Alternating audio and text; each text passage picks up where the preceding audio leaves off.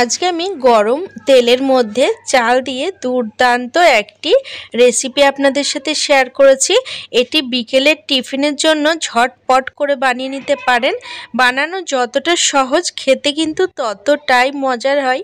তো ভিডিওটি শেষ পর্যন্ত দেখার অনুরোধ রইল। আশা করছি রেসিপিটি আপনাদের ভীষণ পছন্দ হবে।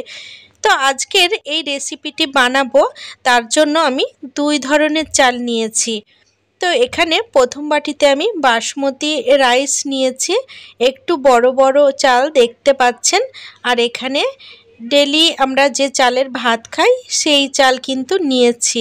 তো আপনাদের ঘরে যে চাল অ্যাভেলেবেল থাকবে সেই চাল দিয়েই কিন্তু এই রেসিপিটি বানিয়ে নিতে পারবেন। তো আমি কিন্তু আজকে এই বাসমতি চালের দিয়ে এই রেসিপিটি বানিয়ে দেখাবো। বন্ধুরা, ভিডিওটি যদি ভালো লাগে তাহলে অবশ্যই একটি লাইক করে দেওয়ার অনুরোধ রইল, কারণ আপনাদের একটি লাইক আমার কাছে অনেক বেশি মূল্যবান। তো এখানে আমি 1 কাপ মতো বাসমতি রাইস নিয়েছি। এর মধ্যে স্বাদ মতো লবণ দিয়ে দিলাম আর অল্প একটুখানি জল দিয়ে দিচ্ছি। এবার লবণ আর জল দিয়ে চালগুলোকে বেশ ভালো করে মেখে 10 মিনিটের জন্য রেখে দেব। এই রেসিপিটি ছোট বড় সকলেই কিন্তু ভীষণ পছন্দ করবে, আর একবার খেলে কিন্তু রোজ বানিয়ে খেতে ইচ্ছা হবে। বন্ধুরা, বিকেল বেলায় চায়ের সাথে এই রেসিপিটি বানিয়ে নিতে পারেন আর স্ন্যাক্স হিসেবে খেতে পারেন, ভীষণই মজা লাগে। তো এখানে মেখে নিয়েছি, এবার 10 মিনিট রেখে দিয়েছিলাম। তো 10 মিনিট পরে দেখতে পাচ্ছেন চালগুলো একদম জল টেনে নিয়েছে আর চালগুলো ঝুরঝুরে হয়ে গেছে। দেখুন, অনায়াসে চালগুলো কিন্তু 2 ভাগ হয়ে যাচ্ছে। তো চালগুলো একদম রেডি রান্না করার জন্য। এবার আমি ওভেনের ওপর কড়াই বসিয়ে বেশ খানিকটা তেল গরম করে নিয়েছি। এখন এই তেলের মধ্যে অনায়াসে ডুবে যায় এই রকম একটি ছাঁকনি নিয়েছি, আর এই ছাঁকনিটা তেলের মধ্যে ডুবিয়ে দিলাম। এবার অল্প করে চাল এই ছাঁকনির ওপর দিয়ে দিচ্ছি আর এইভাবে একটুখানি ঝাঁকিয়ে নিচ্ছি।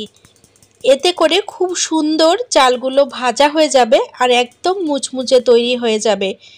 তো অল্প অল্প চাল দিয়ে কিন্তু আমি সমস্ত চালগুলো ভেজে নেব।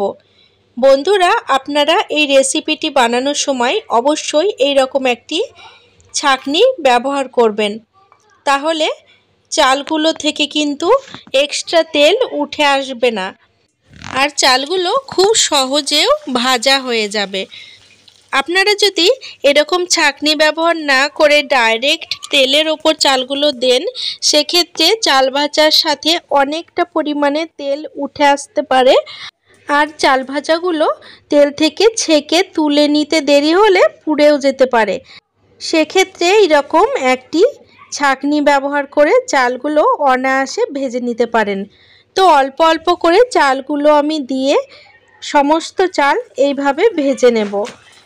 বন্ধুরা, আজকের এই ভিডিওটি আপনাদের যদি ভালো লাগে তাহলে অবশ্যই আমার সাথে থাকবেন, আর আমার সাথে থাকার জন্য চ্যানেল সাবস্ক্রাইব করে পাশে থাকা বেল নোটিফিকেশনটা অবশ্যই অন করে রাখবেন, তাতে পরবর্তীকালে আমি যখনই নতুন ভিডিও আপলোড দেব তার নোটিফিকেশন আপনারা সবার আগে পেয়ে যাবেন, আর ভিডিওগুলো আপনারা আপনাদের সময় সুযোগ বুঝে দেখে নিতে পারবেন। তো এইভাবে আমি সমস্ত চালগুলো কিন্তু ভেজে নিয়েছি। এবার খুব ভালো করে তেল ঝরিয়ে চাল ভাজাগুলোকে একটি পাত্রে তুলে নিচ্ছি। এবার এই ছাঁকনিটাই আবারও তেলের মধ্যে দিয়ে দিলাম।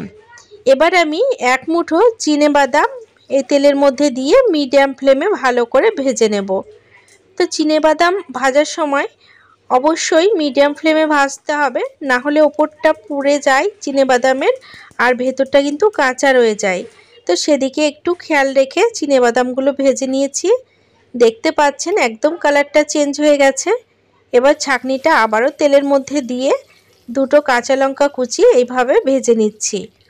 আপনারা কিন্তু আপনাদের পছন্দ মতো জিনিসও এর মধ্যে অ্যাড করতে পারেন, যেমন নারকেলও দিতে পারেন কিংবা কাজু বাদাম দিতে পারেন।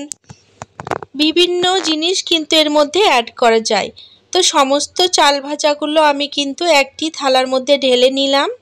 এর ওপরে আমি ভেজে রাখা বাদামগুলো ঢেলে দিচ্ছি আর কাঁচা লঙ্কা ভাজাগুলোও দিয়ে দিচ্ছি, আর 1 মুঠ মতো চানাচুরও দিয়ে দিচ্ছি। এবার সমস্ত উপকরণ খুব ভালো করে মিশিয়ে নেব। বন্ধুরা, আপনারা চাইলে এর মধ্যে পেঁয়াজ কুচিও দিতে পারেন। আমি কিন্তু আজকে সম্পূর্ণ নিরামিষভাবে বানিয়েছি, তার জন্য পেঁয়াজ কুচি আর দিইনি। তো সমস্ত উপকরণ মেখে নিয়ে এর মধ্যে কিছুটা ধনেপাতা কুচিও দিয়ে দিলাম।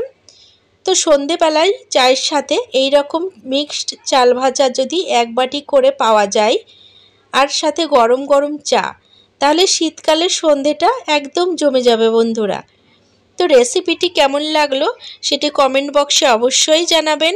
আর ভিডিওটি ভালো লাগলে অবশ্যই রিলেটিভ বন্ধুবান্ধবদের সাথে শেয়ার করে নেবেন। বন্ধুরা, একদিন হলেও এইভাবে বাড়িতে চাল ভাজা বানিয়ে খান, ভালো লাগবে।